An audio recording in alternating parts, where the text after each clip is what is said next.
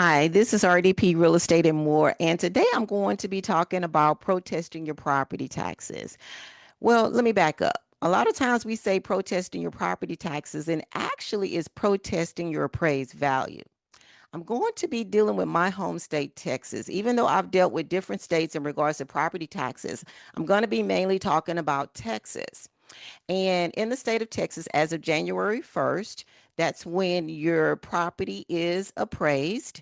And every year you'll receive a notice of appraised value if the value changes, because not every year do you get a value notice. And I can deal with that later on because today the main topic is why aren't you protesting your property taxes? Have you protested your property taxes before? There are a lot of people who actually don't protest their property taxes. And so, even though it's protesting your appraised value that your taxes are based on, I'm still going to say protesting your property taxes. And I'm going to try to do like a series on it. Hopefully, it'll be helpful. And I guess helping you to get rid of any type of apprehension that you may have, because I think sometimes people think that if I go down there, they're not gonna change it. That's not true. And sometimes people are just afraid. It can be intimidating. I understand. But as a property owner, you should be vigilant about the amount of property taxes you pay. If you pay more than your fair share, you forfeit money that could be used for other purposes to benefit you and your family. Everyday essentials such as food, gas, and clothing items, a down payment on a property that you may want to, meaning an investment property that you may want to rent out. Also, the opportunity of creating generational wealth by having this money or extra money that you can invest in other things. So let's just imagine $500 that you could save by protesting your property taxes, and you do this consistently, and let's just say every year, I'm just throwing out a number. Not to say that this will happen every year, but let's just say every year you were able to save $500. And over a 5 year period, if that $500 was compounded, you would have like $3,800, a little over $3,800.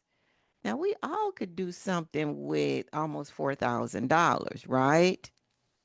Yes, we could do a lot. Now, that amount that I use, that projection is pretty conservative. And sometimes you would have minimal savings.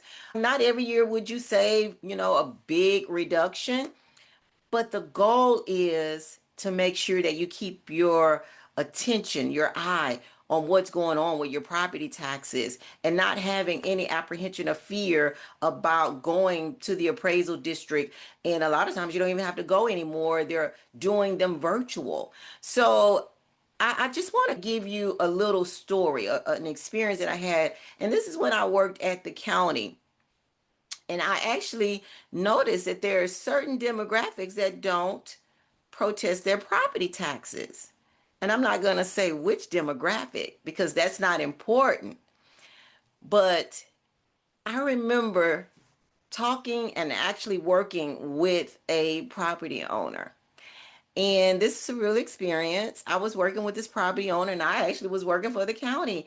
And working with this property owner, of course, I'm working with the county or for the county, and I'm trying to find a reduction. I'm trying to support the value that the appraisal district has on this person's property. And in my effort to try to support, I wasn't able to find any sales. See, that's the key. You need to have sales. The appraisal district needs to have sales. And so I wasn't able to find any comparable sales. Wasn't hardly anything. And as I'm going through, I realized that, of course, this person was not in a traditional subdivision.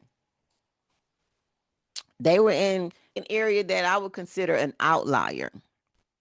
And so there was no activity for 3 years. The person hadn't come down, hadn't done anything like in 3 years.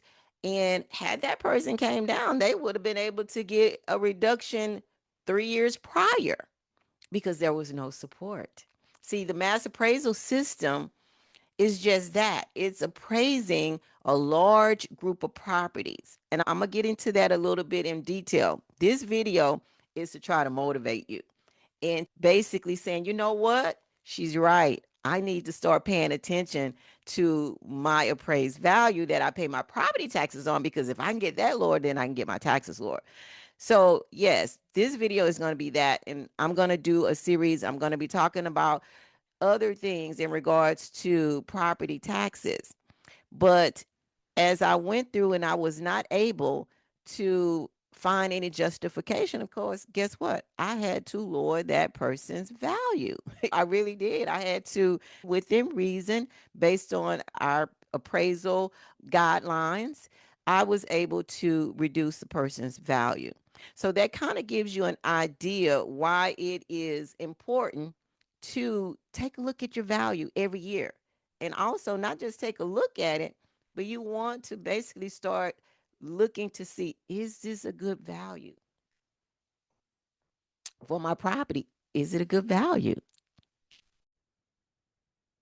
You may be saying, why would I want to protest the value if it didn't change from the previous year or if it went down? That's a good question, because, like I say, there are years that the value sometimes doesn't change, but it doesn't mean that it's the correct value. And that's the key. You want to make sure it's correct. You want to make sure that it is a fair market value as of January 1st for your particular property. That's why the appraisal district gives you an opportunity to appeal because of the mass appraisal system. You get an opportunity to basically say, hey, my property is overappraised. That's not correct. And that may be the case. So once the homeowner makes a decision to protest your home value, the first thing that you should be able to do is to clearly define the reason that you are protesting. Because there are different reasons that people protest. And I know some may think the main reason is your value to get your taxes lower, but there may be other reasons according to the law. And those are things that are kind of like, as far as an agricultural situation, you're not taxed in the correct jurisdiction, those type of things. But I know you're like, I'm not concerned with that. I want to pay less taxes. I get it. So you want to clearly define the reason. And if you're trying to get your property taxes reduced because you feel that your appraised value, you're over the market value, then you want to be protesting on the basis that your property is over market value and that you are unequally appraised. So those are the two main things, and they're combining those. I know Harris County is, but I think most of the counties now are combining that as a reason on your appeal form to protest. Yes, and that makes it easier for you because you just select that particular option. So you've made a decision, you say, I'm going to do it, and you know the basis that you're going to make this appeal on. And I also recommend filing the appeal even before you've done a whole lot of the research. A lot of times, some people may say, I haven't even had a chance to do the research. I really don't know. Okay, that's fine. But there are strict deadlines in regards to the appeal process. So you want to make sure that you meet your deadline. And you can file the protest every year. And let's say you research and you say, I really don't have a case. Okay, that's fine. You can basically let them know you're not going to come. If you don't show, it just remains on the record as far as what the appraisal district proposed. But at least you've had an opportunity, in case you need it, to go down and talk with them or to have a virtual meeting.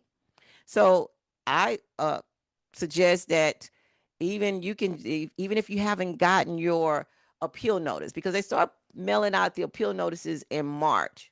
But even if you don't have appeal notice, because there are certain instances in the law that You may not even receive a notice of value because the value didn't change and so on. You want to make sure that your opportunity to appeal is there and you don't miss it. So you can also just basically send an appeal in even before the deadline. And that way, if you want to go forward, you'll have that opportunity. And so I think that I have pretty much kind of like shaking you a little bit in regards to taking that first step. And the first step is making a decision to appeal, knowing the reason that you are going to appeal. And then the next video that I'm going to do is I'm going to cover as to what is needed to get prepared to go down or to do a virtual in regards to getting a lower value on your property taxes.